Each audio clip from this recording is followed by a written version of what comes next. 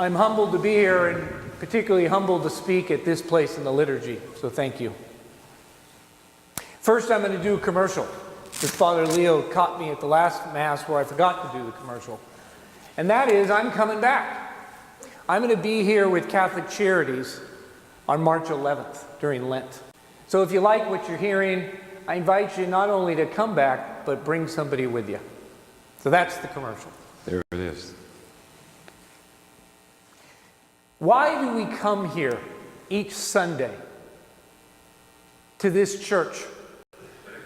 What is its purpose in our lives? Because the truth is, coming to church on Sunday won't get us to heaven. We come to church on Sunday to remember who we are. We come to church on Sunday to be strengthened and empowered by Christ, so that we can go out into the world and do the work that we know we're called to do. That's not always easy, is it?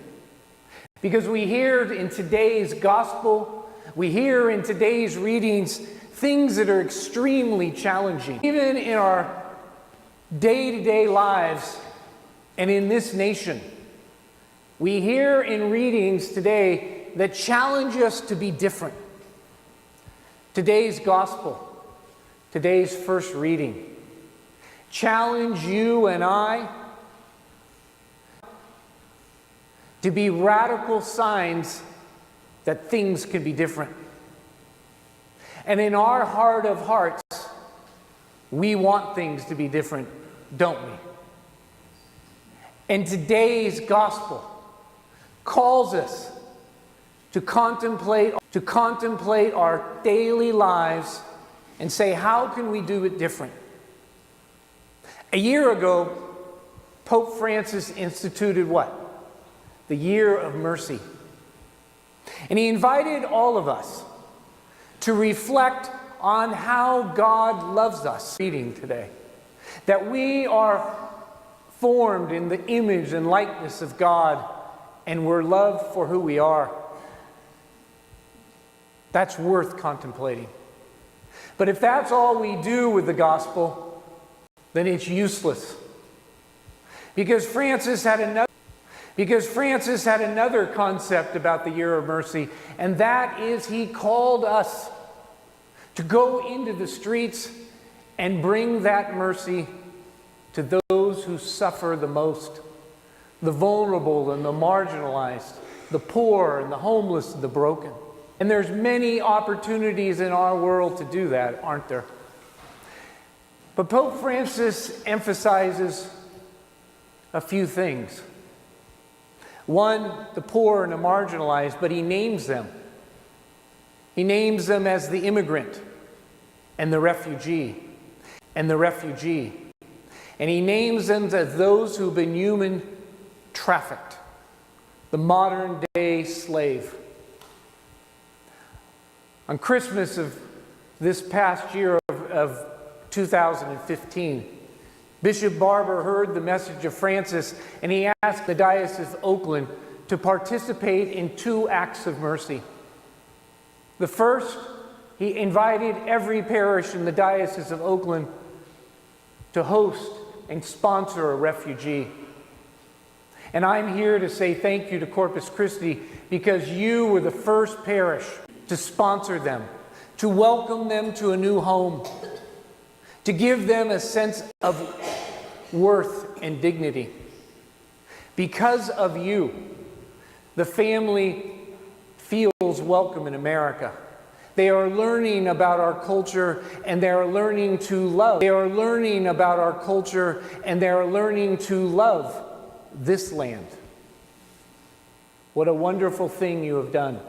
And because of your example, over 40 parishes in this diocese and numerous other communities have stepped forward to welcome home and an identity, because they are our neighbors, like today's first reading asks.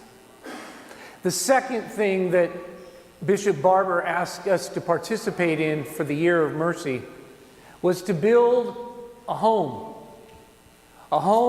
for teenage girls who've been sexually trafficked. Wow. We don't hear a lot about that in our churches. But did you know that it's estimated that in the United States, 100,000 teenagers are sexually exploited and trafficked every year? The average age of a girl who's trafficked in this country is 13. The average age of a boy, 12. If they don't get off the street, their life expectancy is 7 years. They're gone before their 21st birthday. When those girls and boys are rescued and they want to find hope and healing, there are only 500 beds in the United States for them to find recovery. Nancy O'Malley, who's the district attorney and an active Catholic, came to Bishop Barber and to Catholic Charities in the East Bay and says, "What is the church going to do about this?" She says, "I need homes. I need homes of love, of hope, and healing for these girls." And so she shared a story about a local girl, not too far from here. You see, it began when she was 3 years old. You see, her mother's boyfriend didn't have a job, but he had a drug addiction. And so when he was getting his fix, he took the 3-year-old girl with him to the house. And when he was getting taken care of, she was being abused. This went on for 4 years. And finally, took her out and put her in the foster care system. Over the next 4 or 5 years, this poor girl not only went to 1 foster home, but 8 foster homes, never finding security, never finding hope or healing, and finally she had enough. And at 12 years of age, she ran away to the only place she knew, the streets. And there she was snatched and became a slave and was abused and taken advantage of by men. But by the grace of God, when she was 16 years old, she was rescued. And she found a home. She found a home where she discovered hope. She found a home where she would find acceptance for who she was and the place that she was at. She found hope in God. And the miracle? In 2 years, she graduated from high school with honors. And she received a scholarship to one of the most prestigious Catholic universities on the East Coast. And last spring, she graduated with honors. Why did this work? Because she found a home. And in that home, she found God. And in that home, she found her dignity and the ability and skill to move forward. Only 500 beds in the whole United States for 100,000 kids. And there are none in the Bay Area. But this fall, Catholic Charities of the East Bay and the 84 parishes of the Diocese of Oakland will open the first home for 13 girls. It is to open 4 homes. And then to teach other Catholic charities throughout the nation how to do this. Isn't this the work that we're being called to by Jesus? Isn't this what the gospel is calling us to love our neighbor? Today I come to you, as Father Leo said, to share good news. That we can be a relevant church. Because I know each of us worry whether we are relevant, whether we make a difference anymore. And we worry about the next generation, our children, whether they will want to follow in our footsteps as Catholics.